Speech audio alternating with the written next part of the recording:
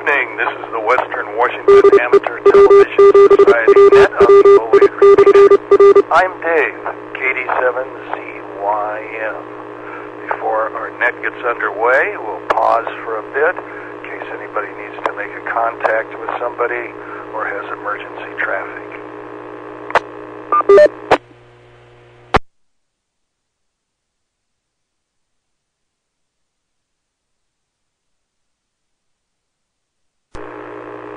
Hearing none, this is the Western Washington Amateur Television Society net on the 08 machine.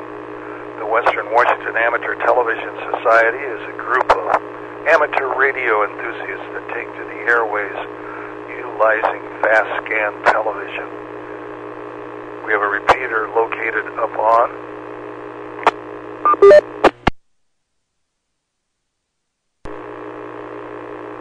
'Cougar Mountain. We transmit on 70 centimeters. It's a crossband repeater and spits out images at 1.2 gigahertz. So we'll take check-ins at this point.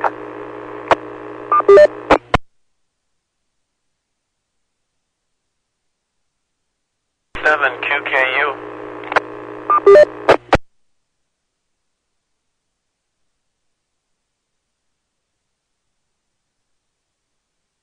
On KD7 QKU. Anybody else like to check in?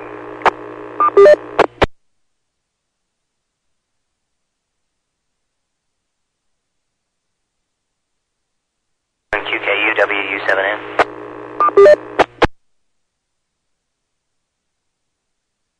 WU7N, James.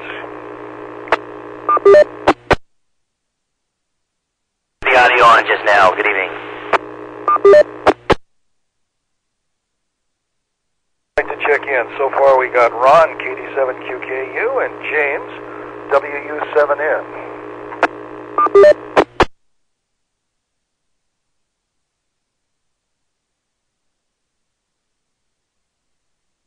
Maybe a fast and furious net tonight. Let's see how it goes. Let's go to Ron, KD7 QKU. Okay, well thank you very much, Dave, and good evening, James. This is Ron, KD7 QKU. Well, it's a cool evening. Got 39 degrees over here. I'm sitting here watching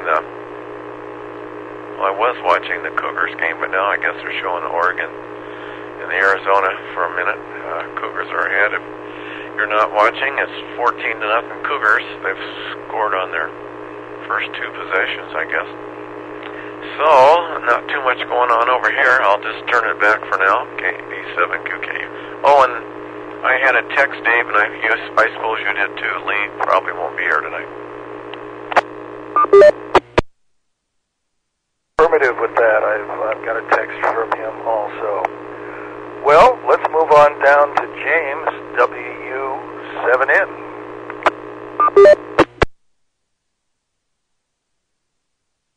I appreciate you checking into the net tonight. If there's three of us, I guess this is going to be kind of a short net. Wow, up in the Renton Highlands, there was ice, little blobs of kind of like little frost ice things on the deck outside of the clubhouse. So it certainly, and that was at 9:30, 10 o'clock this morning. So it certainly was chilly up there. I guess we're in for a couple of days of clear and cold. The weather guess is that'll continue on for, I guess, until Monday or Tuesday. Hearing a little buzz on the back of my audio. Are you guys getting that? Affirmative. I don't know if you read your email today or not. There was an email sent out by Lee about the status of the 08 machine. Yeah, I saw someone pointing everybody to the new PL tone, and I guess I have to remember to push the button and count for a full second before I start talking, so you're probably clipping off these transmissions. I just remembered that. So I'm really grateful to the guys for keeping that repeater going and putting so much work into it. So let me turn it back to net. This is WU7N.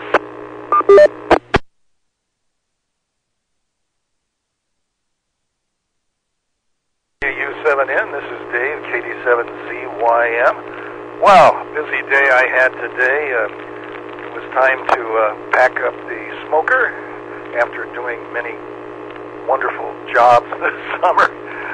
Put it away for the winter time, bring it into the basement.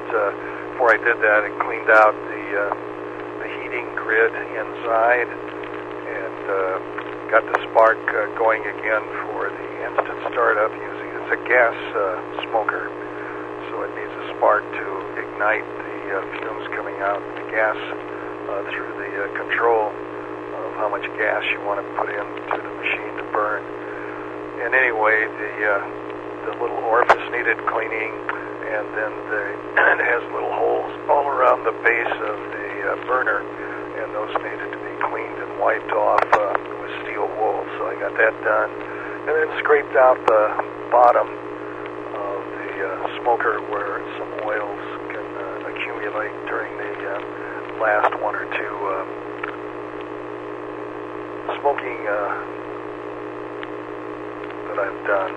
And just with a putty knife, you can scrape that up. Probably got about 2 tablespoons of sort of ashy oil, and got that removed.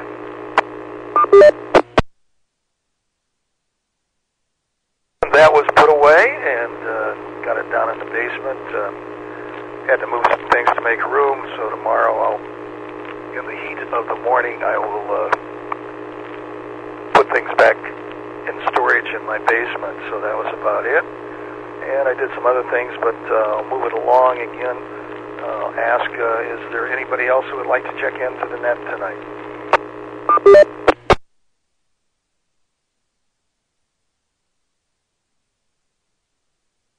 None. Let's go up to Ron, KD7QKU.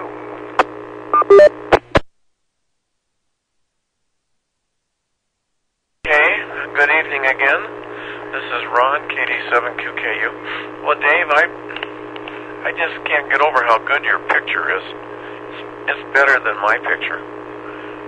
Your picture is just fantastic, I think, right now. I don't know what you did, but whatever you did, it's, I don't know, maybe you didn't do anything, but you're just getting a beautiful picture. Maybe the leaves just fell off the trees.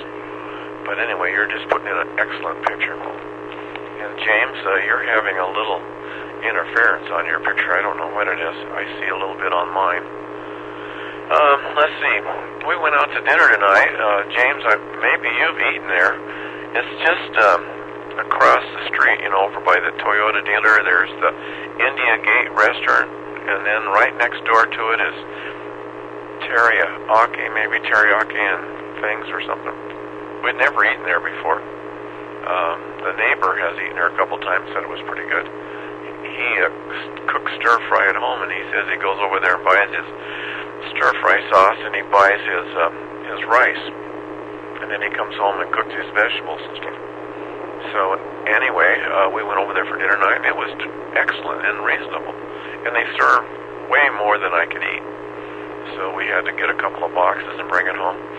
So when I was getting the boxes, I asked the lady if they sold stir-fry sauce. She said, no, I don't think so. I said, well, that's kind of funny, because my neighbor gave me a recipe, and on the recipe he said to use your stir-fry sauce that he got it over there. And so she said, oh, okay, well, let me go talk to somebody. So a guy came out and said, yeah, no, you can have some if you want it. So I had to buy it, but he gave me some, so we haven't tried it yet, so I'm anxious to try it. So I guess back to net, KD7QKU. 7QKU. This is the Western Washington Amateur Television Society Net. I'm Dave, KD7CYN. Again, does anybody else like to check into the net?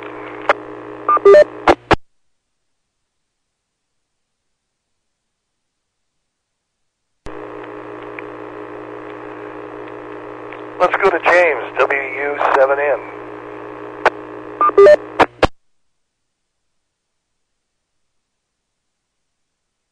Thank you for the signal report. Yeah, I mean, I put out, I think, about a 3 or a 4. At least that's what I'm seeing on my own loop back, and I'm not quite sure why tonight. The restaurant that you referred to, I don't think I've ever eaten at that one. I've eaten at India Gate, but I don't think I've eaten at the teriyaki place right next door. I have the answer to this question. I was just recently given something called a food dehydrator, which I had no idea what it's worth. I guess you can get them for as little as $40. And I'm assuming they take the moisture out of food. And just judging from this picture I see on the internet here, I guess you slice up vegetables or fruit or whatever, and you put it in these racks, and then it blows, I'm assuming, hot air in there until it dehydrates. And I don't know if you've ever used anything like that before, or could contrast or compare with a smoker.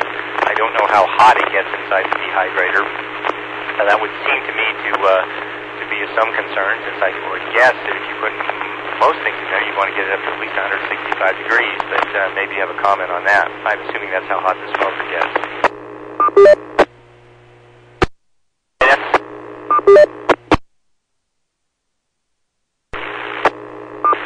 So, anyway, that was my question for this round, and let me turn it back to Ned, WAU7N.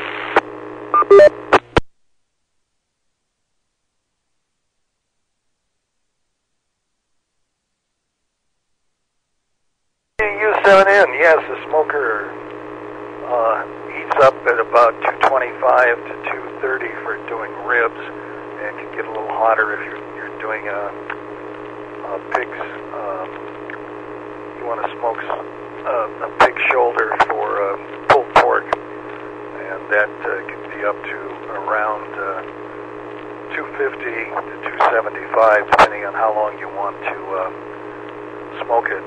The longer smoking time, the more tender the meat. What happens is the fat marbles right into the tissue of the meat, and just sort of dissolves in there and tenderizes it very good. As far as utilizing a dehydrator, I've had several, and utilizing those up at about 125 is about the degrees for that. And you do need to have them vented so the moisture can remove from whatever you're dehydrating. A lot of times things will change color, and they suggest that you take whatever you're dehydrating and run it through a little lemon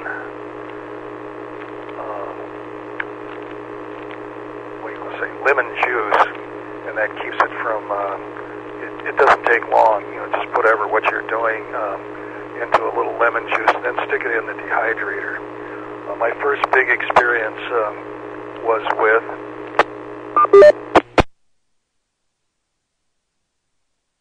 big dehydrator I made that was like 3 feet by 3 feet by 3 feet, and then I had a thermostat cutoff control on that ran at 125, and Albertsons at that point was the nearest supermarket near my house, and they had bananas that had just reached a point of overripening, and they were selling them for 10 cents a pound. And so I got a couple of boxes of those and then cut up all the bananas, and in the middle of the night the smell had come out from the bananas, and I thought the big banana had gotten into the house. It was a good smell. I mean, and they really dehydrated well, and enjoyed those. But sometimes there is a little bit of an odor that went off with what you're dehydrating. So with that, let's move up to Ron, KD7QKU.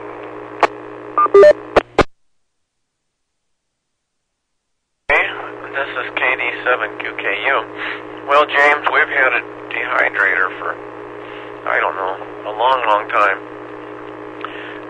25 years, maybe 35 years, I don't know. I can't remember. I know we got it when we were, I just don't know when we got it. I know we were backpacking when we got it. We had a friend, a lady, and she just dehydrated everything.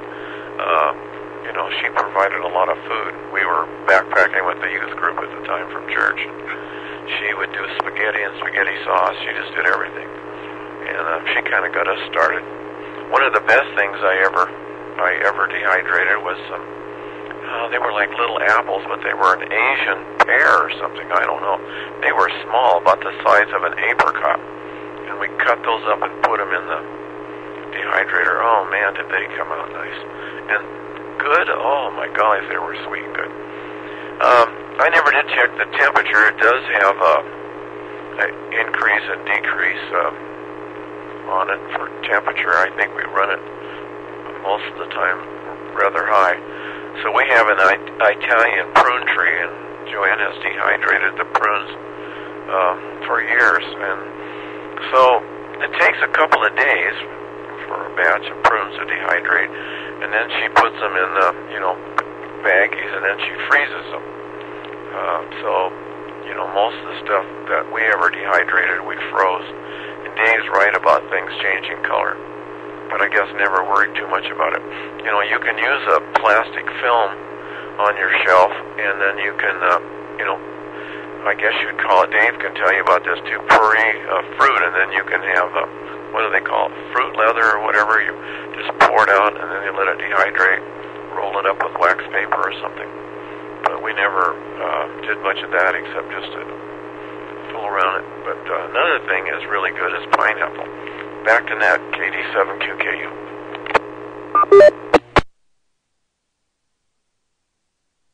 QKU, KD7ZYM here.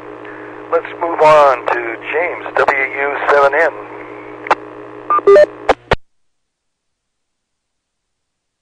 Guys, thank you very much for your thoughts. So I take it this is pretty much something that looks to me, just looking at the pictures and hearing your comments, that you pretty much do this with fruits of various kinds. If it gets up to 125 degrees, that would probably be safe for them as long as everything went in clean and it was up to 125 degrees. But that's of interest to me. I would not have thought. I was kind of wondering where that fruit leather stuff you buy in the store comes from, but I guess that's where how it would be created. You can see the picture I have up now, but yeah, it does look like pineapple is in this one image, and then there's some little blobs or something beneath the pineapple. That's pretty close to the one that I got right there. I'm not even sure mine has a temperature control. But Dave, thank you very much for the tip about the humidity has to go somewhere, and with that, any odor that would come out of it. So it would seem to me maybe this is something you definitely want to run in your garage or something like that, because if something went sour or south, so to speak, I could see how that could get rather odorous rather quickly. I guess it was a good thing that it was bananas. That wouldn't be a bad smell at all. So anyway, so I'll have to actually, first of all, see if this thing works. I'm kind of assuming the whole thing works.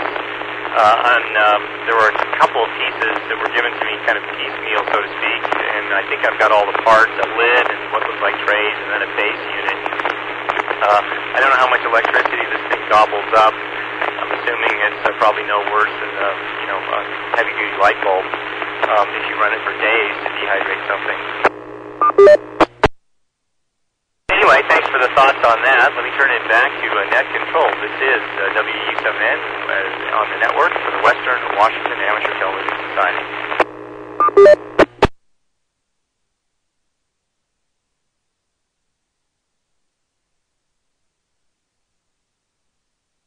That, James, no, I think you'll have a lot of fun with that dehydrator. As I was saying, the smell of the bananas was overwhelming, but with this 3-foot by 3-foot by 3-foot chamber that I had with about 8 different screen shelves that I built, I think I had about 25 to 30 pounds of bananas in that I was dehydrating, so that's where the odor came. With this one that I built, you had 2 lids on it. One lid that had an opening of about 3 inches, and that was to get things started so the airflow would go through, and then you could adjust that and have an oversized lid and then slide that to the closed position, and it still was able to get enough air into it to vent out the dehydrating process, the moisture that was in the fruit. And I'll agree with Ron, pineapple was a wonderful thing to do, and my kids love the fruit leather. Well, let's go back up to Ron, KD7QKU.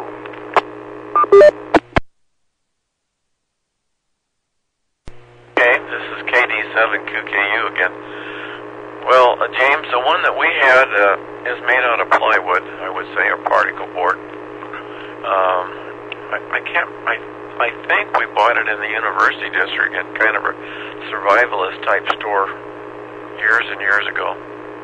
But I'm not sure about that. We could have bought it in Bellevue. I just don't know where we bought it. So it has a fan in the back of it and a heating element. And then the door on it is a clear plexiglass. And it lets down, and you can slide the trays in and out. And there must be a dozen trays in it. They're plastic trays. And then you tip the door up, and it's a magnetic catch on it, and there's a gap around the door of at least 1/4 of an inch. So the air blows in from the back, and then it comes out around the door. And we always do it out on the patio, so that it doesn't... I would think it would leave a residual from all the moisture that's in the fruit in your house. And then, you know, we do a whole tree practically full of prunes. We give some of them away, but I suppose Joanne cuts up a couple of 5-gallon buckets full of prunes, probably at least, and puts them in there. She does that every year, has for years, on top of everything else. When we first got it, I think the idea was when you had leftover food, rather than keep it in the refrigerator, you'd put it in your dehydrator and dehydrate it. And then, you know, you'd have a bag of, say, peas or green beans or, you know, whatever you had left over, and then you'd add it together until you had a big bag, and then you could, you know, rehydrate them. Just like, it comes, you know, it's just like backpack, you know, trail food that you buy Mountain House or whatever it is. I suppose you can do ice cream. I've had dehydrated ice cream, but I never made any. I bought it, I think. It's like eating chalk. So I don't know if you've had that experience or not. But yeah, no, we used to dehydrate lots of stuff, and you know, apples aren't the best. They kind of shrivel up and maybe change color. Maybe if you put lemon juice, like Dave suggested. Because if, you know, oranges, I think we've done oranges, bananas, like Dave says, and pineapple, like I said, and then, you know, maybe apricots and peaches. Probably just did a whole lot of stuff over the years, but like I say, was pretty much. I never did do beef jerky in it. I thought about doing beef jerky, but I guess it's best to do that in the oven, possibly. I never did do beef jerky or anything like that. All right, I guess that's it for now. Back to Nat.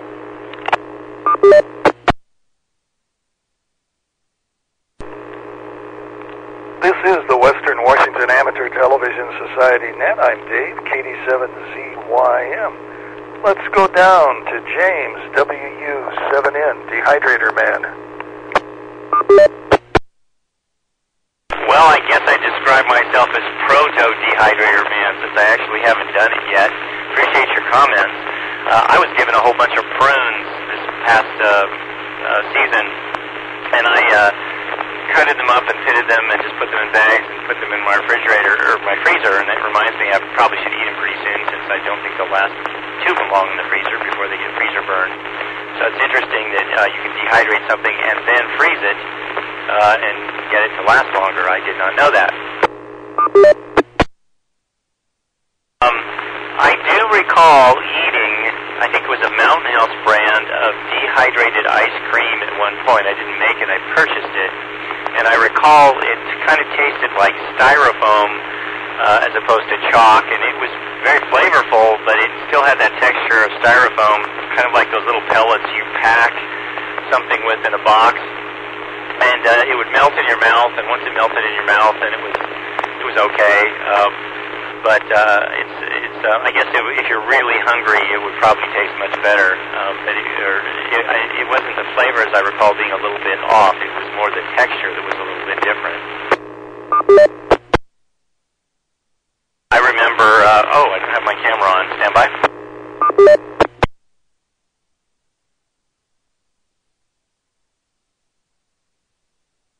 Put an image up in case anybody's watching us on the World Wide Web there. You can see that. But, I appreciate everyone's comments on this. Again, I'll have to plug this in and see if it works. But it would seem to me for meat that you would want to get it the oven. I think the oven would be a better idea, because I've seen people on YouTube, for whatever this is worth, and they have made pemmican, and they slice the beef paper thin, and then they put that in the oven to essentially sort of cook/dehydrate, and I think they get the temperature up a lot higher than 125 degrees. It's more like Dave's smoker, only the oven. And when that stuff comes out, it just comes out almost crumbly, sort of like bacon bits without any moisture in them.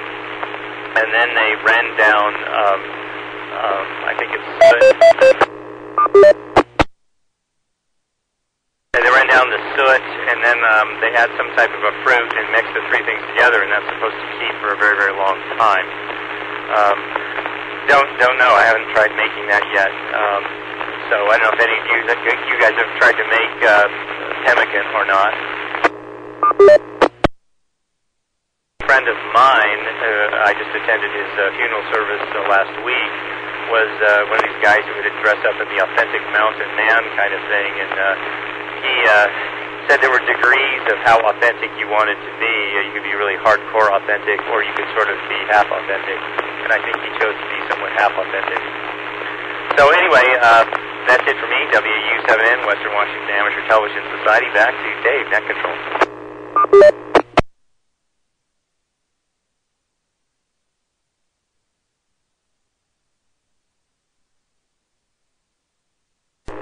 Yes, having all kinds of fun. When you were mentioning the ice cream, mostly that's freeze-dried, and it gives you that styrofoam sort of texture. A lot of the camping foods that are dehydrated are freeze-dried rather than dehydrated,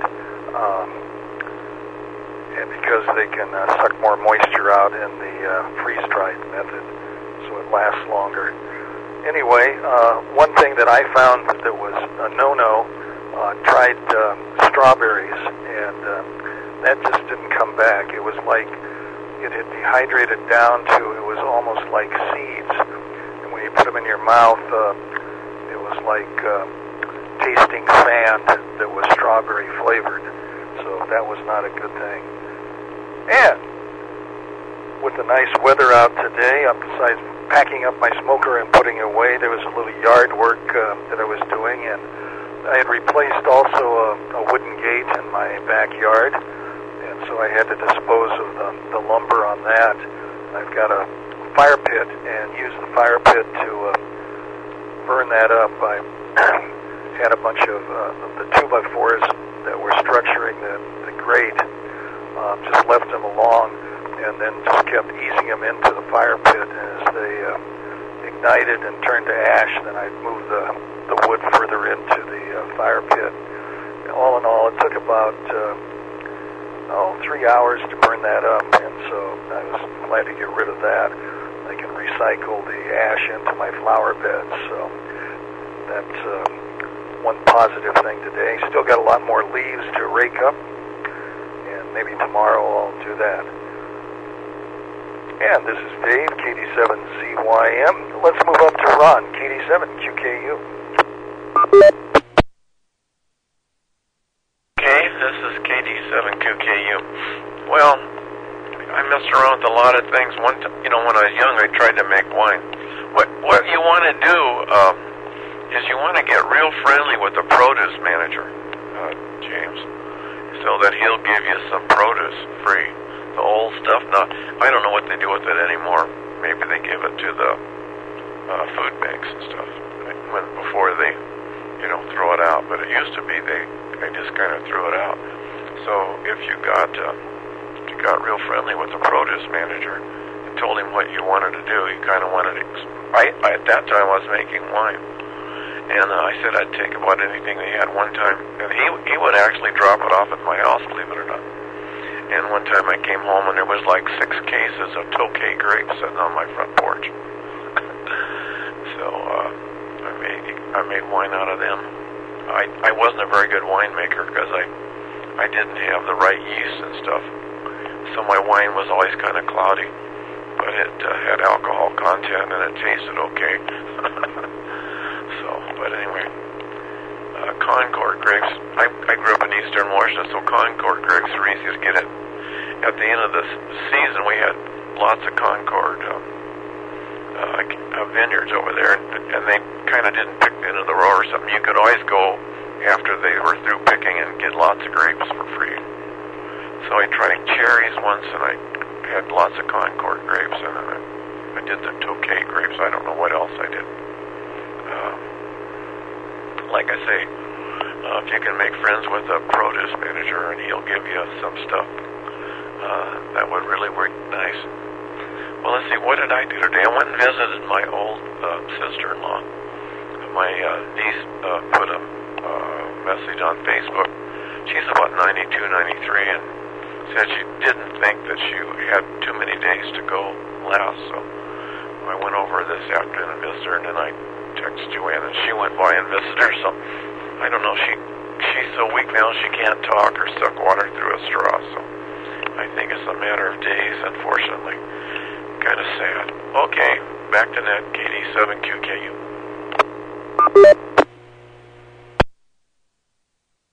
QKU, KD7ZYM. Well, let's go back down to James, WU7N.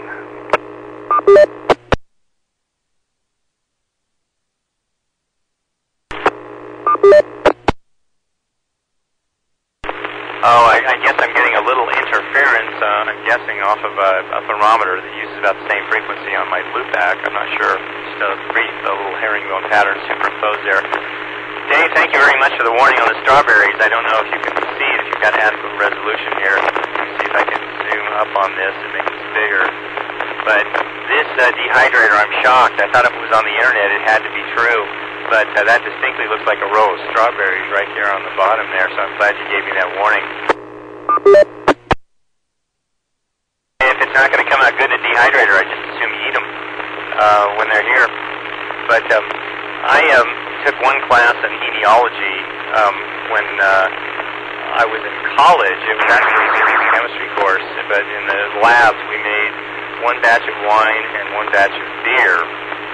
And as I recall, the beer really came out very good. That was really worth it. My wine, on the other hand, was probably not going to win any awards. He warned me when I started. I used a type of grape juice that had a very high tannin content, and he warned me. He said, fortunately, he doesn't grade on the basis of whether what you come out with is edible, only whether you manage to get through it without bacterial infection, and you got the right kind of yeast growing in there. And that was a good thing, because I remember when the wine came out, it was just a super tart kind of wine. But then there's something I did with it. Being in college, of course, I had fermented it to just about the maximum amount of alcohol you could get out of a champagne yeast culture. And then it was so bad, I ended up cutting it with, I think it was Sprite or 7-Up or something like that. And so after he pronounced my wine, passing and doing everything I was supposed to, but absolutely hideous, I said, here, try this with the 50-50 mix of 7-Up and wine. And he tasted it and said, this is disgusting. It might make you a lot of money. For some reason, I've lost my loopback signal. There it comes back. Ron, I'm sorry to hear about I think you said it was your aunt. Sorry to hear about that. That's always a difficult time. And wish your family all the best there and condolences. So this is James, WU7N. Let me go ahead and turn it back to Net Control Dave.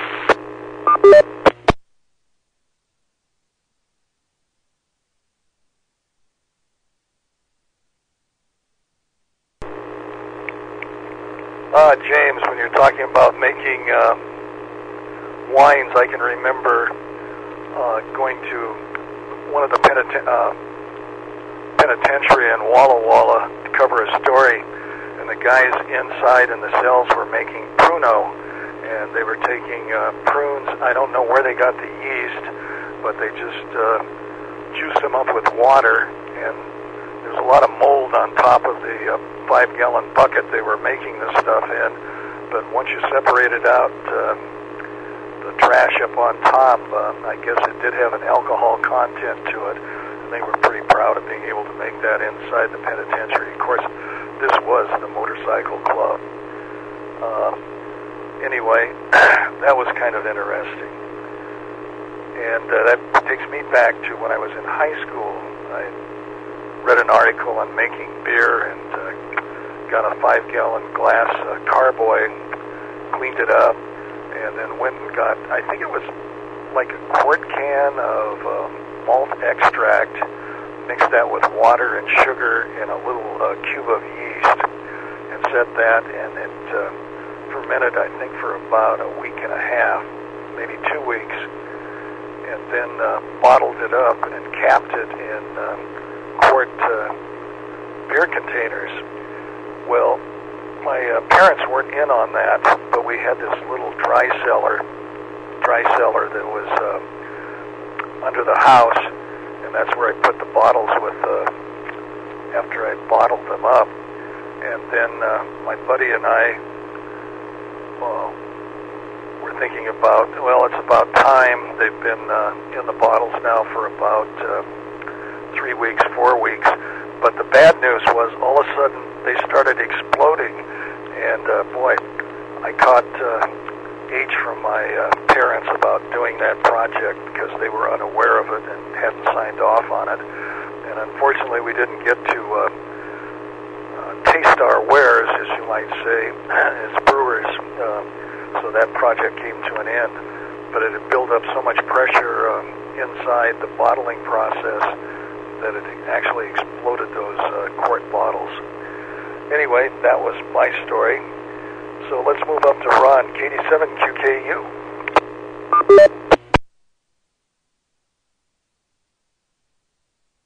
Okay, KD7QKU. Well, I'm laughing, Dave.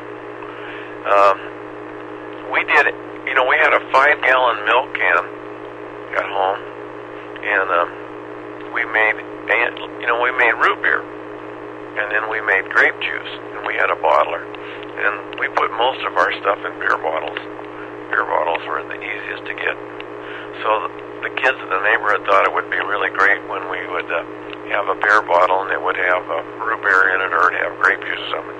We'd sit out on the front step and we'd all be drinking out of the brown beer bottle. And everybody going by would be looking over there at the neighborhood kids all sitting out on the baker's front porch drinking.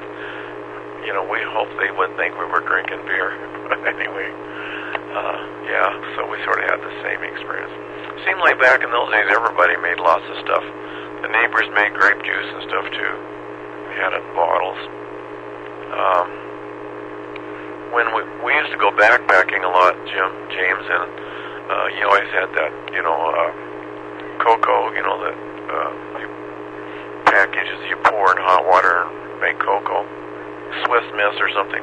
Well, I used to always bring a little container full of creme de menthe, and so then for dessert we would put a little creme de menthe in it for the adults, and that was always pretty good. So anyway, I think I'm running out of stories, so I'm going to turn it back to that KD7QKU.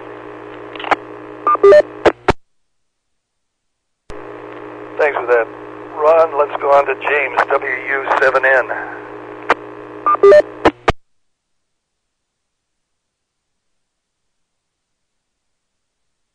Funny what you said about the root beer exploding, because I know somebody tried to do the same thing in high school. I was in so many different high schools, I can't remember which one it was, but the same thing occurred.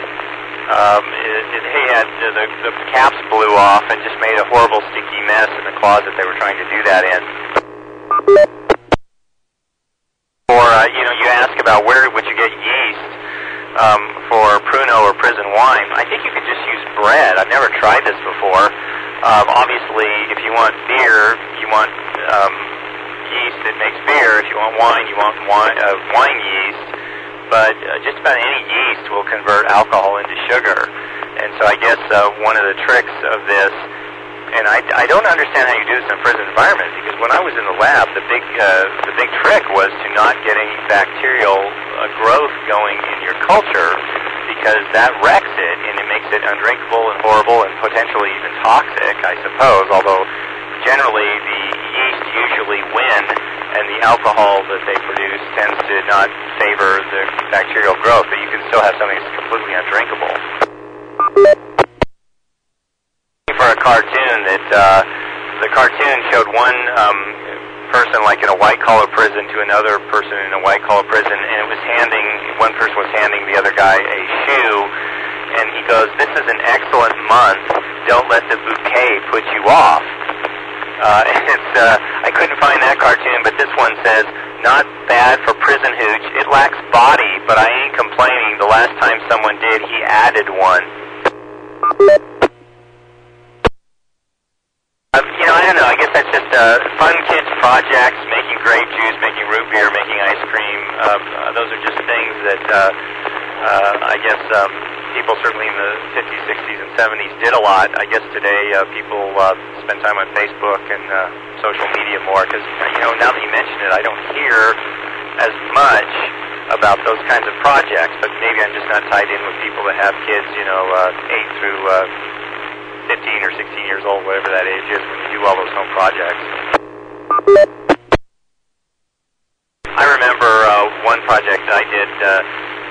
It was my father was quite patient with this, but I was trying to make sort of the perfect survival food, and I made several things that were absolutely inedible, but no doubt had high caloric content.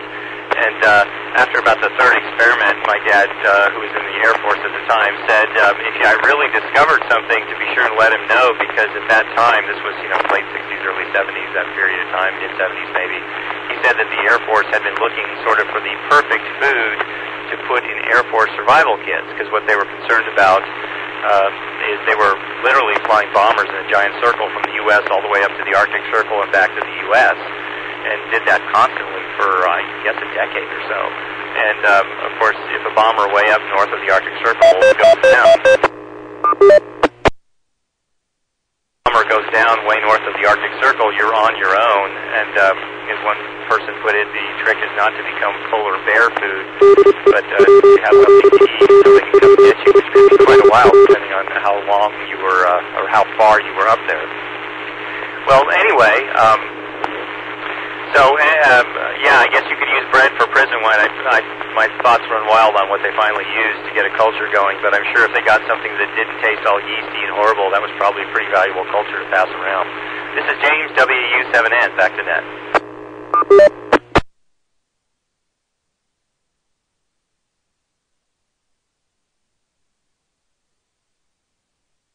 Yeah, that was pretty good. When I joined the staff at Como, they had a cooking show that was on weekly, and the person that ran that had a couple of 5-gallon crocks in the kitchen area, and what she would do is cut up fruit, like maybe a cup or 2 cups of fruit, and then on top of that add either rum or cognac with the mixture, and that built up all through the year, and where she had 10 gallons of this stuff. And so she'd have everything from grapes to strawberries to peaches and pears and plums and everything, but every time she added a little bit of liqueur to it, and that was sort of fermented during the year. Then she'd put it up into little pint jars and distribute it to the staff around the holidays. And man, that stuff was great to pour on ice cream, or I suppose you could just spoon it down, but it was hard to come by, so myself and the family utilized it over for putting on ice creams. But that was a good winter treat that was provided to us. So let's go back up to Ron, KD7QKU.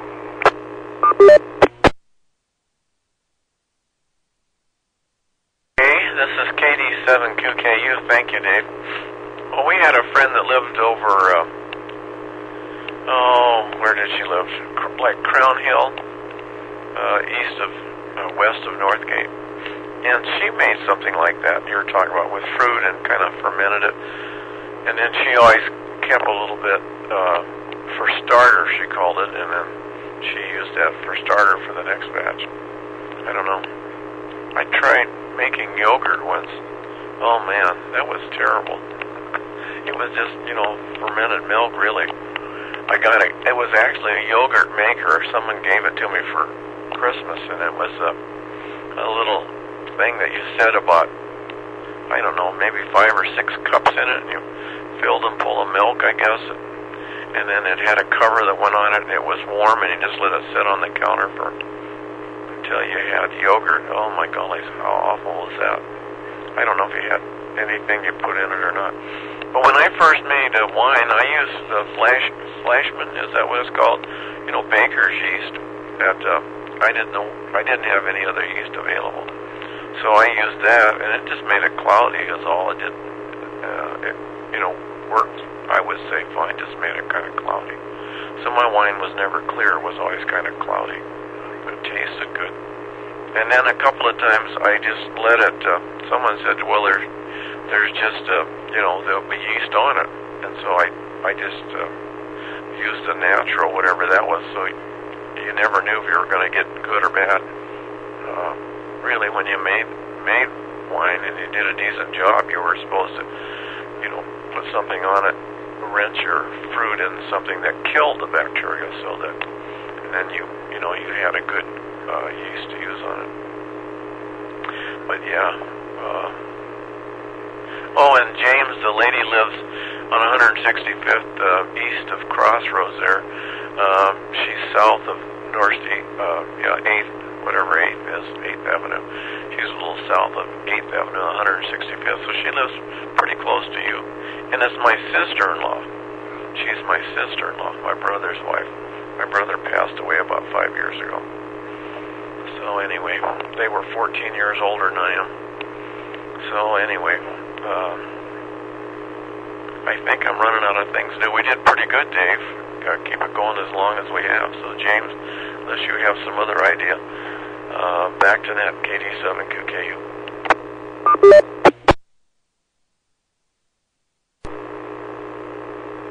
This is the Western Washington Amateur Television Society Net. I'm Dave, KD7CYM. Take a pause in case anybody else wants to check into the net. KD7BJI, if I'm going to make it in. Party calling. Didn't quite catch you.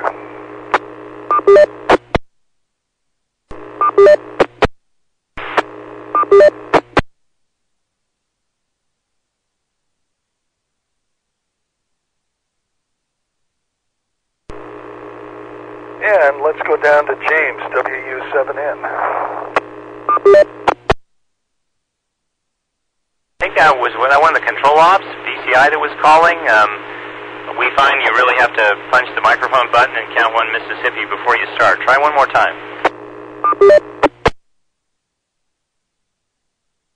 On my handheld in the house, I wasn't sure that I'd make it in at all. KF7BJI. Full quieting now. Go ahead.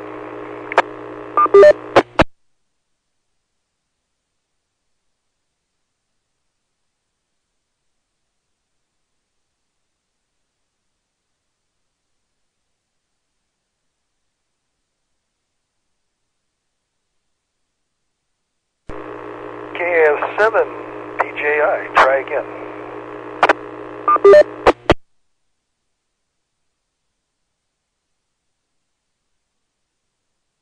Just sandbagging in the background here. I must not be making it in very well.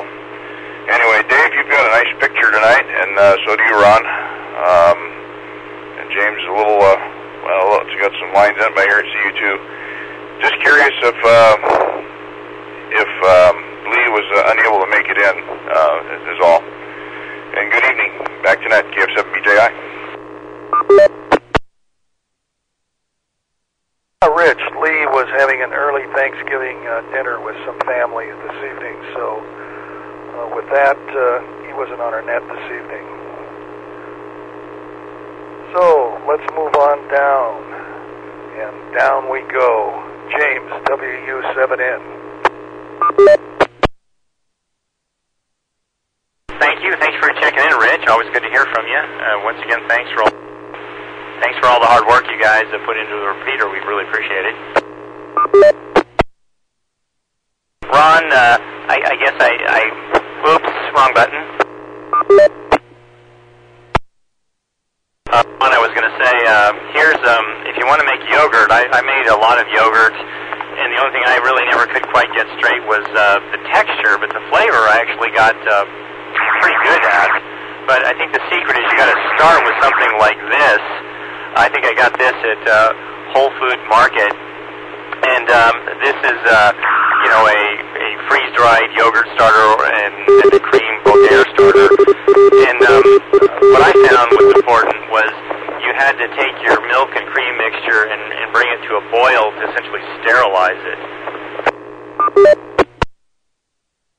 And I had some, this was before the optical thermometers, but I had some pretty good temperature measuring equipment, and the trick is to get that yogurt, and they're hungry little dudes. You get it in there just when it's about sauna temperature for them, but not too hot to kill them. And then I would always put a plastic wrap, similar to your lid on your yogurt maker. I would put plastic wrap over the top of the container and just poke a little, like a toothpick-sized hole in it, and maybe not even that until it started to bloom up a little bit. Because even more so than wine, I found that it was really important to get the right bugs growing, but not the wrong bugs, or you came out with something that was pretty bad. I just wonder who invented champagne yeast, because obviously the first grapes, I guess it was honey actually for mead, that was just whatever yeast or bugs was growing there, so somebody must have just had incredible luck about getting the right thing growing in the right place at the right time with the right flavor, with the right grapes, the right sugar content. So many things had to come together there. And then after that, I guess they were able to start breeding the yeast, I suppose, like little racehorses. But you can also buy champagne yeast, and that's definitely, if you're going to make wine, I would definitely highly recommend using technology. It comes out pretty well as long as you keep the bacteria out. Thanks for the correction on your relative, and my condolences. My goodness, you've lost a couple relatives here. I'm sorry to hear that, or almost. Certainly I'll send my prayers your direction on that. I see it's 8:52, so let me send it back to you, Dave. This is James, WW7ATS.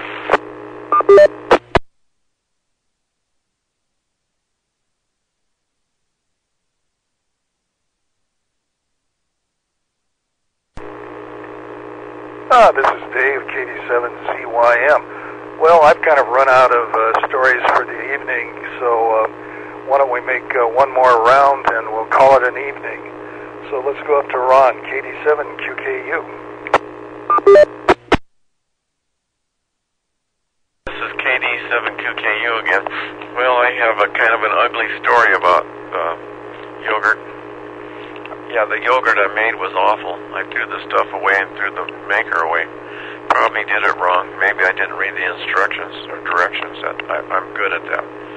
So, once upon a time, the neighbor across the street, he asked me if I liked yogurt, and I said, sure.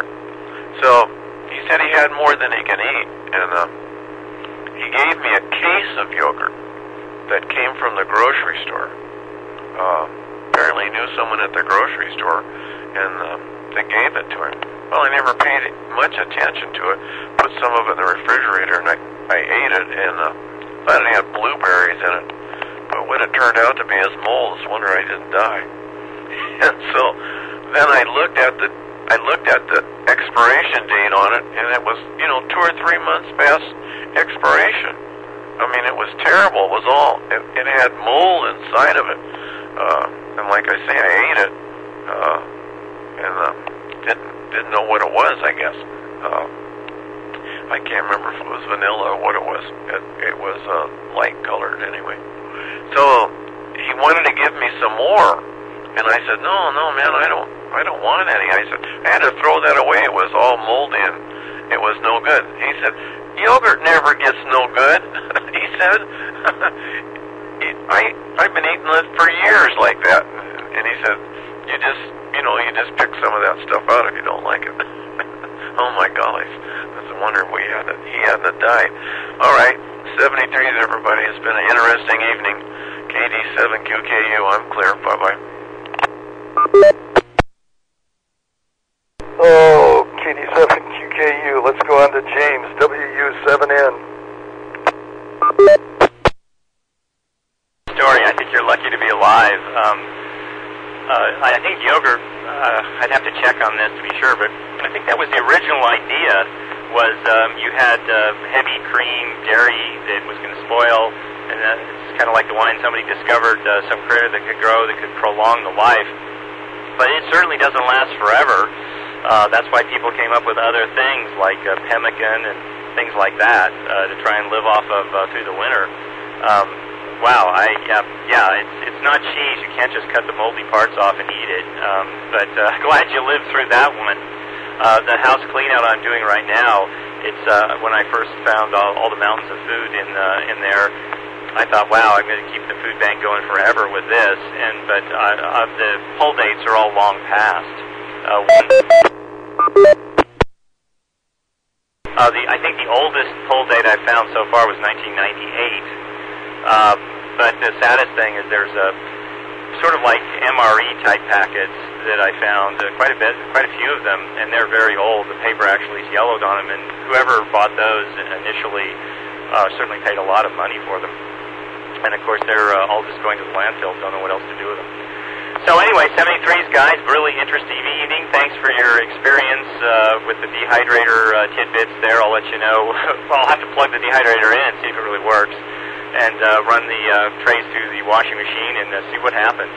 So this is James, WU7N, 73s, everybody. WU7N, whoa, you said run those dehydrator grates through the dishwasher. I think I'd wash them by hand. The heat might, in the dishwasher, warp the plastic, so take care with that. And is there anything from anyone before we wrap it up?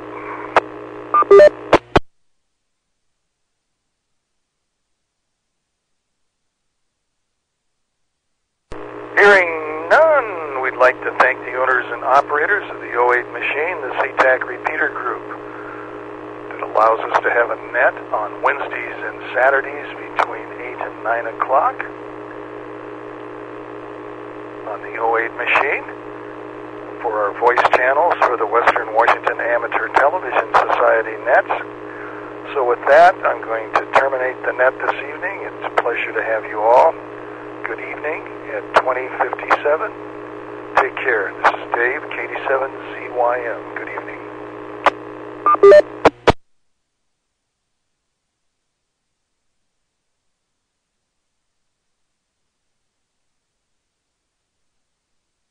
Nice net tonight there, guys. 7-3, KF7BJI.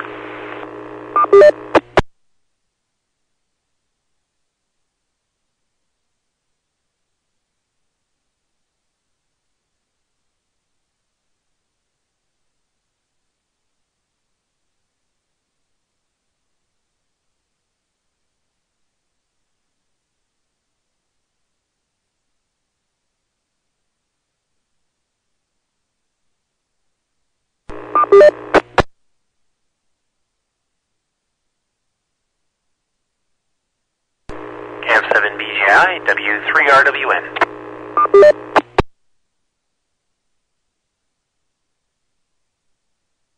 Good evening. How you doing?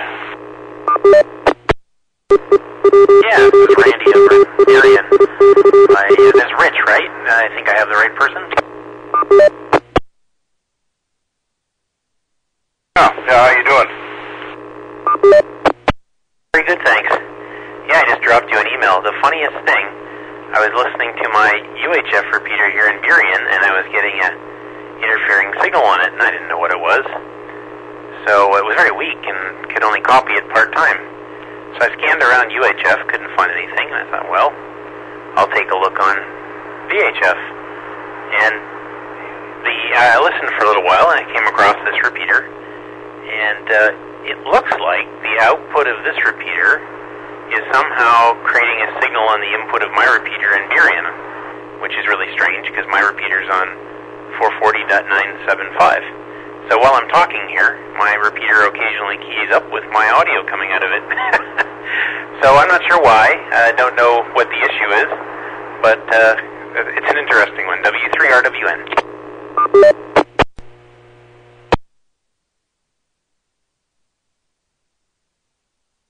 Alright, I know why. I'm surprised you have an input on the simplex frequency.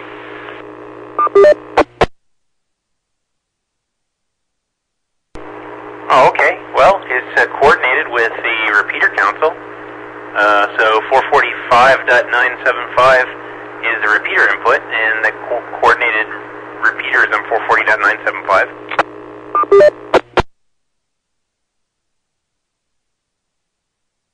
Oh, how interesting. Wow, yeah, okay, this is a problem then. Yeah, the 08 Cougar is kind of complicated. It's the transmitter and the receiver are in different buildings, and there's a very low power output there on. When Mike built this, and Mike and I built this, he used that as the link going from the transmitter or from the receiver to the transmitter. So, didn't know it was a problem. It's the first time I've ever heard it. Is the link running 141.3 PL tone? Because the really weird thing is the repeater I have runs 141.3. It could have some others in the controller, but I don't think so. I was just kind of curious what PL tone it runs, because it shouldn't key up my repeater if it doesn't have a PL tone on it. It does, but it's 103.5, and yeah, it's yeah, that's interesting. Wow. Yeah, and that transmitter's only putting out just milliwatts too. Okay, no problem. Well, okay, I know how to fix that then, because my repeater is normally supposed to be on 141.3, and I programmed it to also support 103.5, just in case someone didn't know what tone it was, so I can fix this, because I'll just go take out 103.5 in my controller. But that's pretty funny. And it is weird, right? I get this whole thing about it's supposed to be a simplex frequency, or at least I think it's supposed to be. I'm going to have to go look at the band plan again and see what they did there. I know my repeater output is in the proper part of the band, and surely when they coordinate the repeater, they understand that it's going to be a 5 meg split, because that's part of the coordination. So I'll have to go look at what magic they did there on the coordination. In any case, well, that's I was trying to figure out what the math was. Well, why am I hearing a VHF repeater on UHF? And you've answered that curiosity. Very good. W3RWN, Randy, and I'm in Gregory Heights, which is part of Burien. It's kind of like about 400 feet elevation, west of the airport, sort of close to 3 Point, if you know that geography. Okay. Yeah, I have an idea of where it's at, so, yeah. Yeah, it's been on the Cougar backup for kind of a long time. It's, and like I say, that transmitter only puts out, oh, geez, 70, 80 milliwatts is all it puts out. So, yeah, that's interesting. And, yeah, it's an issue.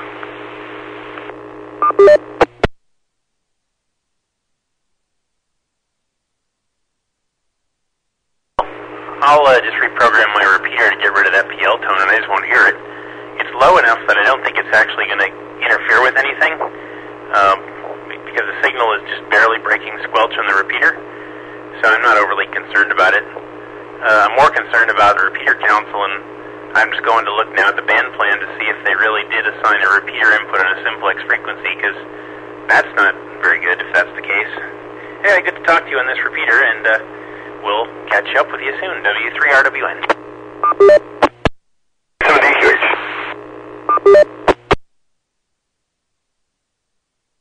Randy, thank you. And yeah, I'm sorry if it's, yeah.